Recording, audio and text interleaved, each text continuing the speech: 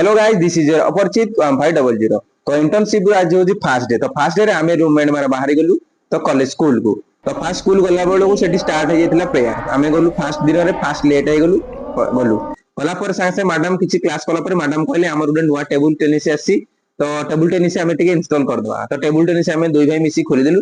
खोलीदेला ठीक ठाक पूजा करने एचए मैडम कहले। मैडम कह सारा मैडम पूजा कर मैडम पूजा कले। पूजा कला धीरे धीरे कही से पूजा कले से मजामस्ती टी है। मैडम जानी टीटी टेबुल आन टीटी बैट भी आनी राकेट आन कहीं पिला काले खेलीदे। तो एनसीसी पिला आमर हाउस पिला सब ठिया होते। मैडम पूजा सरला। पूजा सरला मैडम को कहली मैडम आपड़ सार सहित खेलु।